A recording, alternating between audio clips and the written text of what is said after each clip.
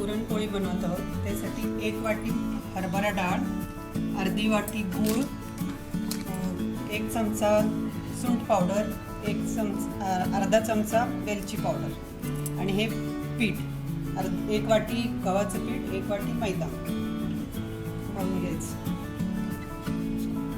आता ही शिजवलेली डाळ आहे. याच्यात आम्ही अर्धा वाटी गूळ, तुमच्या कमी जास्त गोडप्रमाणे तुम्ही गूळ कमी जास्त करू शकता.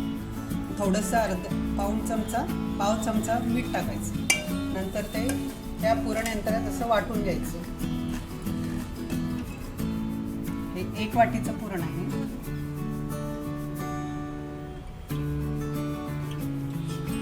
हे शिजलेलं पुरण गूळ घालून शिजवलेले पुरण आहे. ते आता आपण पुरण यंत्रात वाटून घेऊ. ते वाटून घेतलं की एकसारखं नरम होतं. मग पोळ्या चांगल्या पातळ लाटायला येतात. तुम्ही हे मिक्सरवर पण बारीक करू शकता, पण ह्याच्यात जे होतं ना एकसारखं, तसं मिक्सरमध्ये एवढं सारखं होत नाही. त्यामुळे त्या पोळ्या जाड होतात. पुरणपोळी बरोबरची जी कटाची आमटी आहे ती बनवत आहोत. त्यासाठी हिंग, जिरं, मोहरी, आलं लसूण कुटलेलं मिक्सरमध्ये नाही करायचं, आणि कढीपत्ता आणि हे खोबरं, कांदा आणि आलं लसूणचं वाटण हे आता आपण फोडणी करून त्यामध्ये परतून घ्यायचं. तर आज आम्ही चौघांसाठी आमटी बनवतो आहोत. त्यासाठी 4 लसणाच्या पाकळ्या आणि थोडंसं आलं हे कुटून घ्यायचं, आणि एक 10-15 कढीपत्त्याची पानं, आणि हे छोटा खोबऱ्याचा तुकडा आणि एक छोटा कांदा आणि आलं लसूण याचं वाटण आहे. भाजून ते वाटून घ्यायचं. आता आपण फोडणी करतोय. फोडणीत पहिला आपण हिंग टाकू. चुटकीवर हिंग टाकला. आता 1 चमचा मोहरी,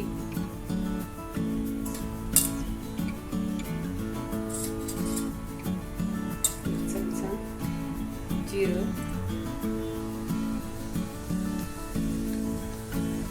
चांगलं तडतडले की त्यामध्ये कढीपत्ता टाकायचा.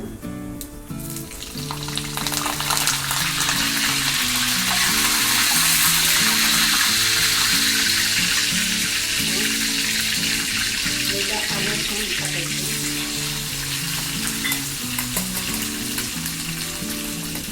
ते चांगलं ब्राऊन कलर झाले की त्यामध्ये आपण केलेलं वाटण टाकायचं.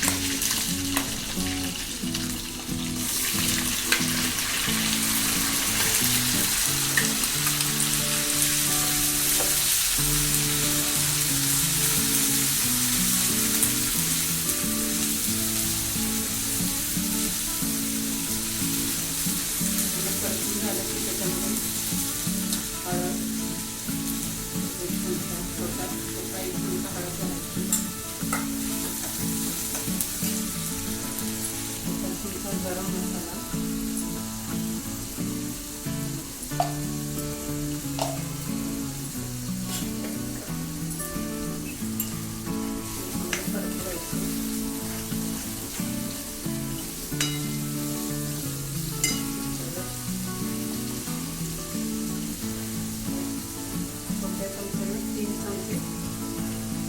तिखट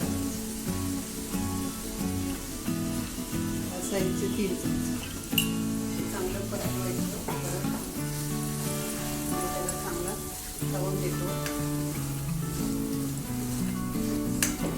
चांगला मसाला परतून घ्यायचा. साईडला तेल सुटलं की मग आपण ते डाळ शिजवलेलं पाणी काढले ते पाणी त्याच्यामध्ये घालायचं. आपण जी पुरणासाठी चण्याची डाळ शिजवून घेतली त्याचं हे शिजवताना जे निघतं पाणी, ते पाणी काढलेलं आहे. त्याची आपण आता ही कटाची आमटी बनवतोय. ते काढलेलं पाणी आता ह्या परतवलेल्या मसाल्यात घालायचं. साधारण 5-6 वाट्या पाणी आपण हे काढायचं.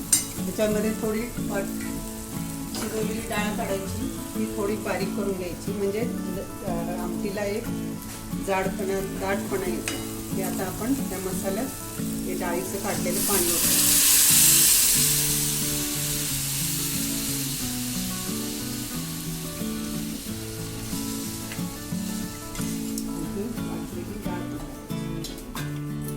साधारण 3 छोटे चहाचे चमचे ही वाटलेली डाळ आहे, ही पण याच्यात टाकून ते डाळीला आमटीला चांगला घट्टपणा येईल.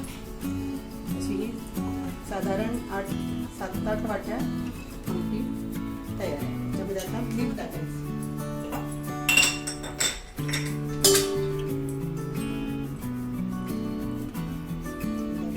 मीठ टाकल्यानंतर ती चांगली उकळून द्यायची. उकळल्यानंतर वरून कोथिंबीर टाकायची.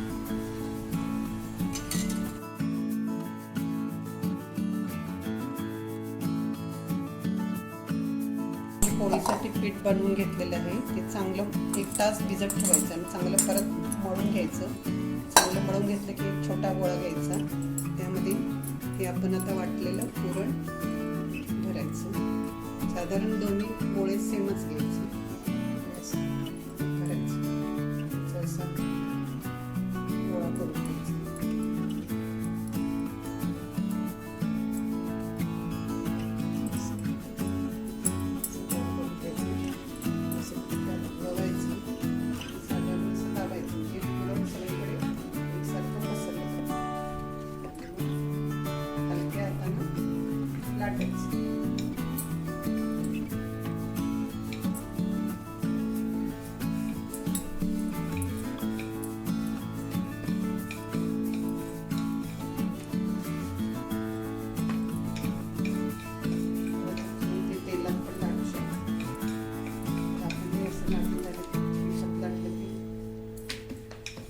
तेल लावून